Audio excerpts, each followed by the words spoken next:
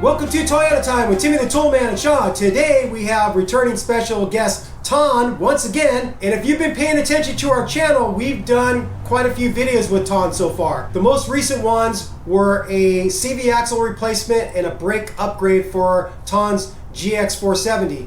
When we were doing the CV axles, we opted not to replace the differential axle seals. And that ended up being a bad gamble. I thought it was a pretty safe bet that if they weren't leaking before, they wouldn't leak after the job. But the end result is Ton noticed a leak on the passenger side CV axle connection to the differential. So now we got to go back in and replace that seal. Since we're replacing the passenger side, we're also going to go ahead and replace the driver's side too. Because if the passenger side one went bad, the driver's side one is probably not too far behind. For this video, we're not going to show the removal and reinstallation of the CV axles because we already just showed you that in that recent video we did. If you click on the link above, you can see that video, how we take you step by step to get the CV axles out and your CV axles back in. So this video is basically going to show you how to remove the seals and how to properly install them. In this video, we're going to showcase a cool new tool we got from the Wits End Company. It's owned by this guy Joey who lives in Medford, Oregon, and he hooked us up with this cool tool that's going to assist us in getting those seals in much easier compared to the time we did it on a third generation Toyota 4Runner. I was using a press sleeve to knock them in, and I was messing around taking measurements, trying to get it all perfect, and it was kind of a pain in the butt. With this cool tool from Wits End, it's going to make driving in those seals much less complicated and simple to do. And we're going to show you how this tool works when we get to the part of inserting the new seals. With all that said, let's show you the parts we got for this job. The seals for the front differential are two different sizes.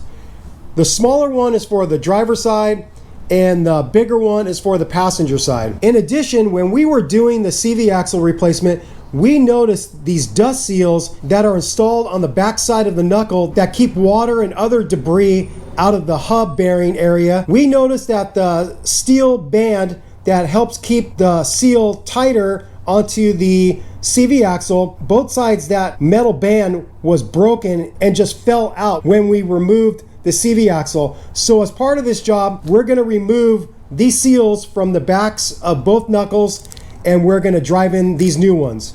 So that's all the parts we bought for this job. You mainly just need the seals, and these dust seals for the knuckles are just an optional thing if you found that those seals were damaged and you wanted to renew those also while doing this job. Let me show you how this Wits End seal driver is going to work. It comes in two pieces.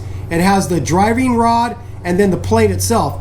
You would attach it by sliding this in, and you grab the provided bolt and you attach it. This recessed part is for how the seal is made. It has this protrusion. This diameter captures that protrusion really well.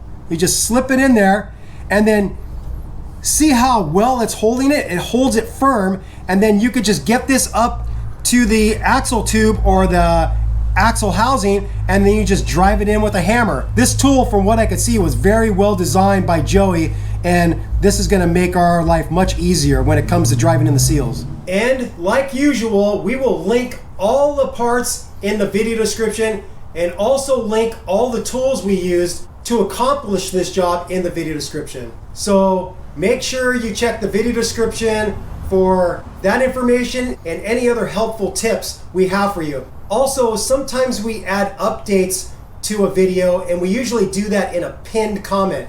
And a pinned comment is the first comment you will see on any video of ours. So be sure to check for a pinned comment in case you get to this video years into the future after we shot this and there's been some updates that will help you out.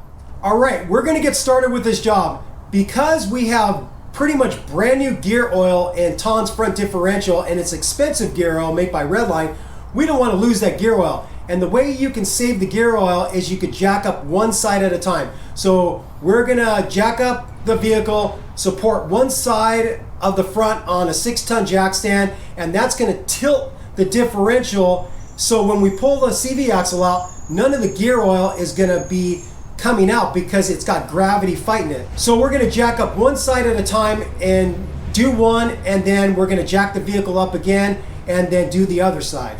We've got the CV axle out of the way. The knuckle is tied up with some baling wire over to the frame, just like we did in the CV axle replacement video. And coming in here so you can get a better view of it, it's this seal right here. And I'm gonna use a slide hammer puller from OTC to pull that out. And I'll show you how to set it up. This is the puller set I'm using from OTC. It's part number 4579, and it shows you all the different ways you can use this tool. I'm gonna use the tool in this fashion, the internal 2-jaw puller, and I'll show you how I set it up. You have this piece, and you can set up this piece in 2 different directions, with the open side facing up or the protrusion side facing up. I have it in this orientation for this application. And then you have this T-bar, and you hook up a couple of your arms with the provided bolts and nuts. I'm gonna slip this into the seal, and then once I get it in there, I'm gonna tighten it up, and these jaws are gonna grab tightly to the sides of the seal, and then once I've got that, then I could use a slide hammer puller to knock it out. So you first wanna start with the jaws retracted a little bit so you can fit it into the seal. I'm gonna go in here, get it behind the seal, and then I'm gonna turn this thing and get it to expand out. Okay, I think I've got a nice bite on that, and then I just got to slide hammer it back. Be careful with these things. You don't want to have your hands right here. You want them on the T-handle so you don't pinch your fingers and ruin your day. So here we go.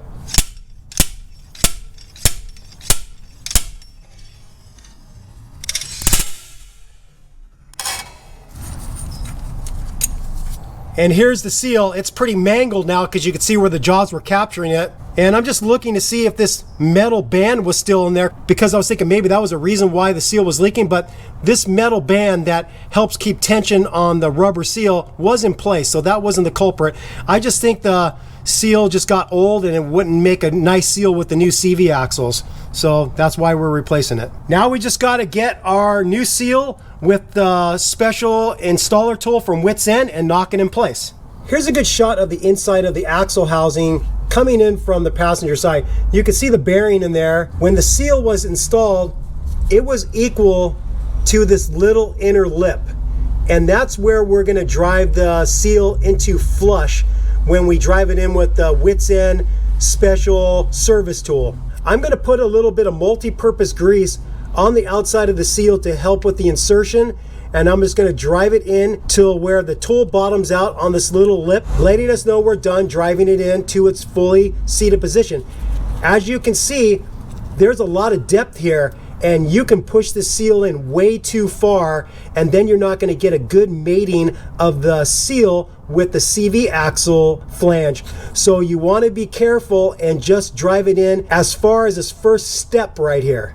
And that's what that Wits End tool is going to do for us. We could drive it in till we get a solid feeling, knowing that we've hit this step and we can stop. It's fully seated.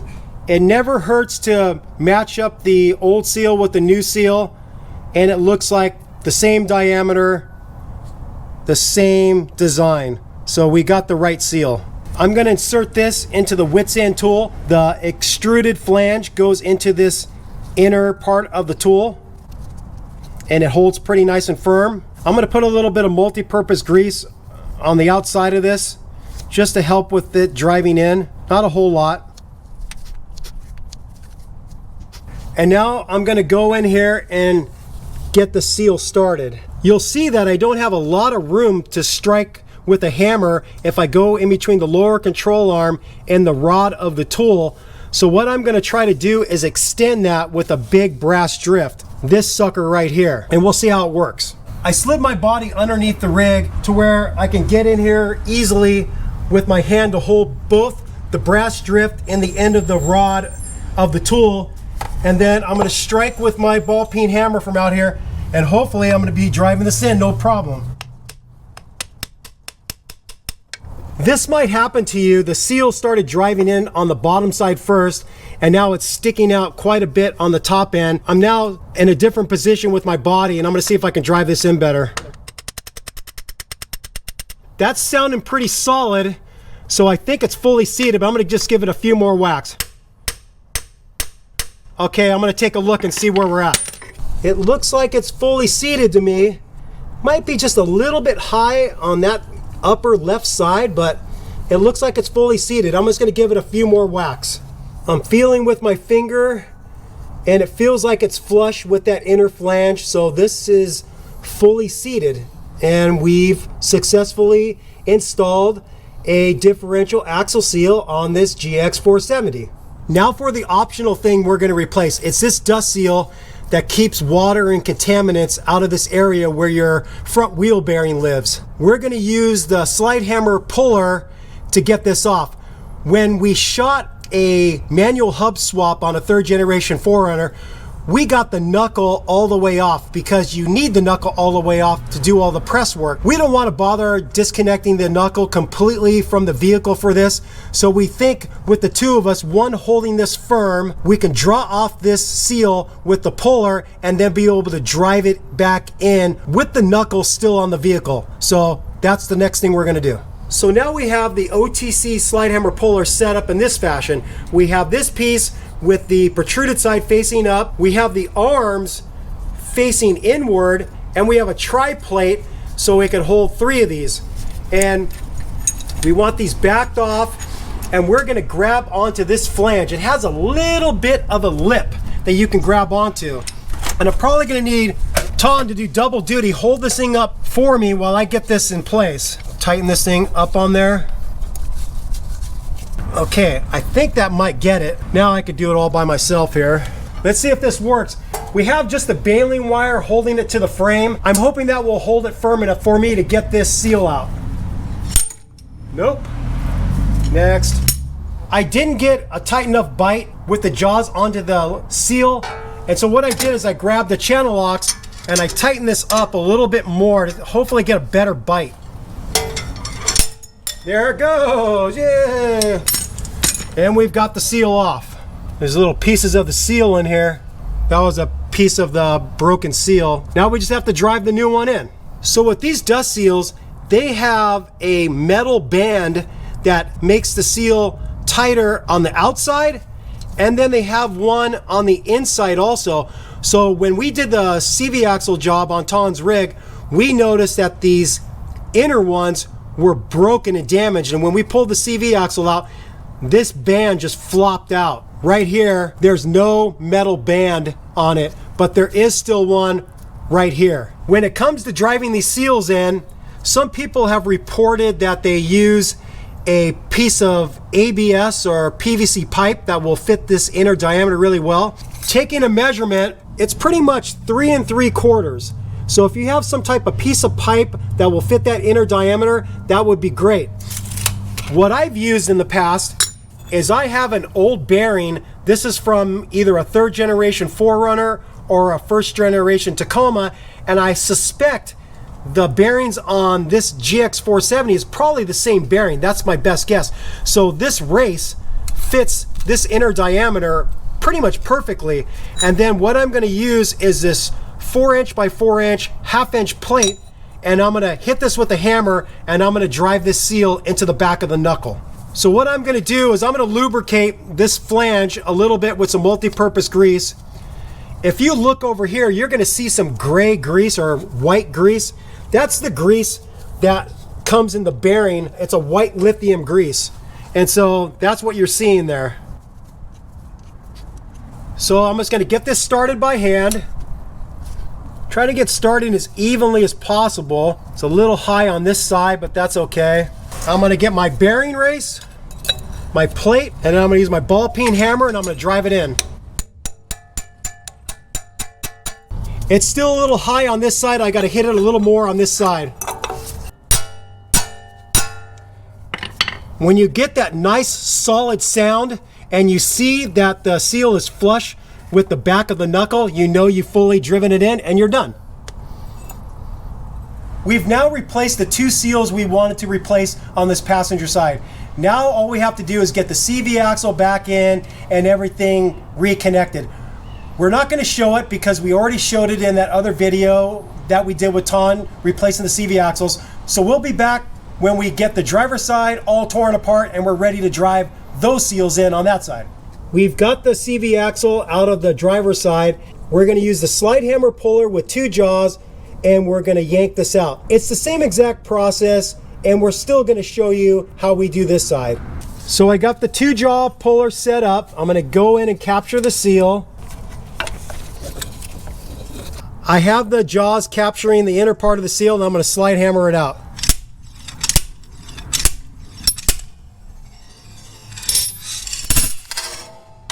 And there it is. There's our seal. And like I said, it's a smaller seal. I'm going to grab my seal. I'm going to insert it into the wits end tool. I'm going to use some multi-purpose grease on the outside to facilitate the insertion. Okay, that's nice and lubricated. I'm going to marry up this big brass drift to this tool to where I can strike out here instead of have to strike in between the lower control arm and the differential. So I'm first going to try to get this started as equally as I possibly can. The seal was going in a little bit more crooked than I would have liked, so I pulled it back out with my fingers and then set it back in there. It's a little bit more square now. It's a little high on this back side, but that's okay. I'm going to slide the tool on, and then I'm going to get my brass drift, and then I'm going to drive the seal in. Okay, that's sounding nice and solid. I'm going to give it a few more strikes. Okay, we're going to pull the tool off and see how it's aligning with that inner lip. And it feels like, to me, it's completely flush. So this seal is fully seated. We've got the driver's side axle seal in, and we're also going to replace this dust seal on the back of the knuckle. We're not going to show it because it's the exact same procedure on the other side. Use the 3-jaw puller to pull it off, and then use the bearing race and 4x4 plate to drive it in. And then we just got to get everything connected back together. And if you need to see that, you could just watch the video we already shot of replacing the CV axles on Ton's GX470. All right, we are all done with this job. As you saw, if you have the right tools for the job, this job is pretty darn easy to do. The 2 tools that I think make this job much easier is having that slide hammer puller to remove the seal, as opposed to using a hook style of puller where you have to get the hook behind the seal and then lever out. That seal is in there pretty good. As you notice how many times I had to work that slide hammer puller to get that seal out. I just think the slide hammer puller is the better tool for the job than a hooked style seal puller. The other tool that I think is really great for this job is this tool that Wits End made. It made it really nice to be able to insert the seal into the tool and then knock it in place.